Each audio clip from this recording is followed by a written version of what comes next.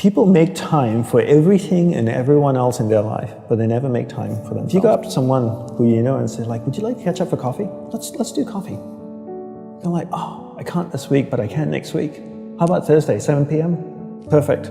I'll see you at this place. When was the last time someone is willing to take time out of their life to spend time with themselves? So if I wanted to get to know you, and we've had one dinner, and we had a great conversation, we're spending time here. If I wanted to get to know you, I would have to spend time with you. We'd have to meet up for coffee, a glass of wine. If I really want to get to know you, maybe we meet up once a week. Every Friday night we go out for a glass of wine, we chat for a couple of hours. After a year, I'd get to know you really well, you'd get to know me really well. But it requires me spending time with you. So if you want to get to know yourself, you need to spend time with yourself. But in a way that you can inquire, right? So people say to me things like, oh, I walk my dog in the park, that's my time with myself. And you're like, no, it's not. That's you walking the dog. People go like, oh, I go for a jog, that's my alone time. No, that's you jogging, avoiding traffic, watching where you're stepping so you don't trip and fall over. Spending time with yourself is sitting down, closing your eyes, not interacting with the outside world, and actually going inside and having that conversation. The same conversation I would have with you and say like, hey Brian, so where did you grow up? You know, you said California, do you like to surf? No? Hate the water? Love the water? Tell me, right? And people don't have that conversation, and because they don't have that conversation with themselves, they don't end up knowing what they want in life.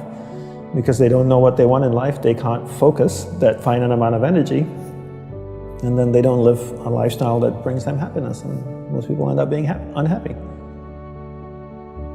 A couple of things I would say. One is simplify your life. Everybody's so busy. Everybody's got a lot of things to do. We don't actually have a lot of things to do. Right, we like being distracted because then we don't have to think about ourselves. And we don't have priorities in life. Most people don't have clear priorities in life. You know, for me, my goal is to simplify my life, simplify the number of people in my life, and simplify the number of things in my life. We only have a finite amount of energy each day, right? But every year, we have more people in our lives. Is that a fair statement? More Facebook friends, more people you're connected with, but your energy stays the same. So that's not a proportionate growth. If your energy is increasing every year proportionately with the number of things and people in your life, then we don't have to talk about this. But your energy level is the same. But the amount of people and things in your life are growing almost exponentially. So whereas that doesn't work. So for me, it's always about simplifying first the people and things into your life, into who and what's most important, taking that finite energy that you have each day and focusing. Second step is learning how to focus and concentrate that finite amount of energy into the people and things that truly matter. Now you start to create a lifestyle that you actually love because you're invested into people and things that matter, and the byproduct of that is happiness. And you said happiness is not a goal. Is that correct? Yes, happiness is not a goal. And if you ask most people, what do you want in life? They say, I want to be happy. Right? Would that be a fair statement? I mean, literally, it's in the U.S. Constitution, I think, the pursuit of happiness. The pursuit of happiness. I always say you should never pursue happiness. Don't pursue happiness. Pursue a lifestyle where the byproduct of that lifestyle is happiness. So happiness comes as a byproduct. I spend time with the people that I love. What is my byproduct? I'm happy. I spend time with people I don't like. I'm not happy. So don't pursue happiness. Pursue a lifestyle that gives happiness. But in order to pursue that lifestyle, you need to be clear what you want in life. What's your purpose in life? And people don't know this because they don't spend any time with themselves.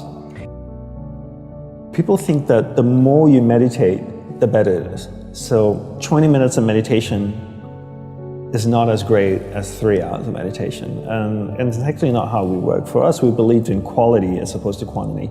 We spent the whole day preparing to meditate. What comes before meditation? Concentration. Concentration comes before meditation. So you need to learn how to concentrate in order to meditate. And we believe that you can't meditate if you can't concentrate. So we spend the whole day focusing on concentration. So when I spoke with someone in a monastery, I spoke with another monk, I gave them my undivided attention. When I worked on my laptop, I focused on working on my laptop. When I swept the sidewalk, I focused on sweeping the sidewalk. So throughout the day, I'm practicing concentration. Now when I go to sit down to meditate, I'm really focused and I can have a dynamic meditation session. And I always use the simple analogy of, take Usain Bolt, for example, the sprinter, right? I don't know much about him except he won 3 gold medals, fastest man on earth from Jamaica. I can make an assumption and tell me if I'm wrong that his whole day is structured, that he eats the right kinds of food and drinks the right amount of water. He goes to the gym. If you look at the boy, he's ripped, right? Probably works out, runs every day, I'm sure, sprints, does all kinds of things. But his whole day is preparing him for 9.57 seconds or whatever it is his world record is, not the other way around. And people come up to me all the time, Brian, and they say, Dandapani, I'm so stressed out. I've got so much happening in my life. Do you think if I meditate for 5 minutes in the morning, it'll help my whole day? I'm going like, well, what are you doing the remaining 23 hours and 55 minutes? That's what I want to know. Because if you try to meditate for 5 minutes in the morning and the rest of the day you just live a chaotic life, that's not, it's a good start, but it's not really helping you. It's like eating a carrot in the morning and then eating hamburgers and fries all day and hoping to have a healthy diet. You have to understand that your whole day, your lifestyle is what's going to support your meditation practice at the start, and then your meditation practice grows, and then it turns around and supports your lifestyle. But not the other way around. You don't create a meditation practice to support your lifestyle. You create a lifestyle first, meditation second.